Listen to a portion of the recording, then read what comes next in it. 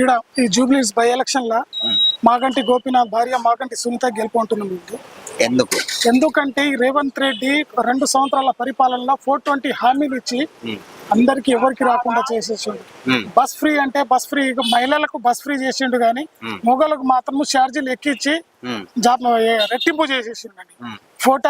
మన మహిళలకు 2500 ఫీ అన్నారు, అది కూడా ఇస్తలేడు. ఇంకా పెన్షన్లు కేసీఆర్ 200 నుంచి 2000 వరకు చేసిండు. ఈయన 4000 చేస్తాను తోపుగా చెప్పిండు, అది కూడా చేస్తలేడు. ఇప్పుడు రైతులకు ఏంటో రైతు భరోసా కట్ అయింది, రైతు బంధు కట్ అయింది, ఆరోగ్యశ్రీ కూడా కట్ అయింది. ఎల్ఓసి ఆరోగ్యశ్రీ నుంచి ఎల్ఓసి చేసి ఎల్ఓసి కూడా శాంక్షన్ ఇస్తలేడు.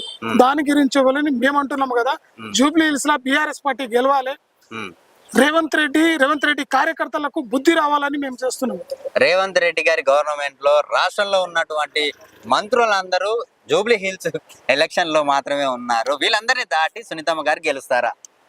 రేవంత్ రెడ్డి గారి పరిపాలనలో జూబ్లీహిల్స్ అందరు తిరిగిన రేవంత్ రెడ్డి తిరిగినా గానీ ఈ జూబ్లీహిల్స్ గెలిచేది మాగంటి సునీతమ్మని.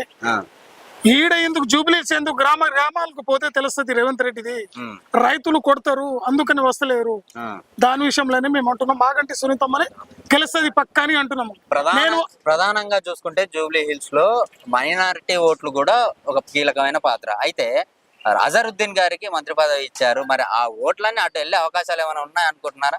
అది కాదండి, మైనార్టీ ఇన్ని రోజులకి ఇయ్యలే మైనార్టీ మినిస్టర్ గాని, ఇప్పుడు ఇస్తే మైనార్టీలు వస్తారా? ఓటు వేస్తారా?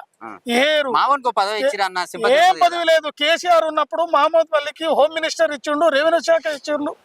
దాని వలన ప్రతి ఒక్క మైనార్టీ స్కూల్ 1 కాదు 2 కాదు దాదాపు 300 మైనార్టీ స్కూల్ కట్టించిండు, వాళ్ళకు ఫ్రీ విద్య నేర్పించిండు. అది కేసీఆర్ ఘనత. ప్రతి ఒక్క హాస్టల్ ఎట్లా ఉండేది.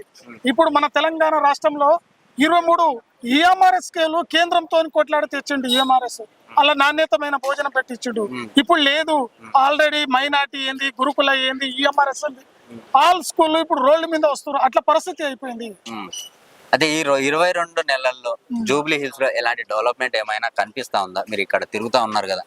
ఈ జూబ్లీ హిల్స్ నియోజకవర్గం నుంచే మాట్లాడుతున్నా. ఈయన నేను ఉండేది ఈడ డెవలపింగ్ ఏం లేదు.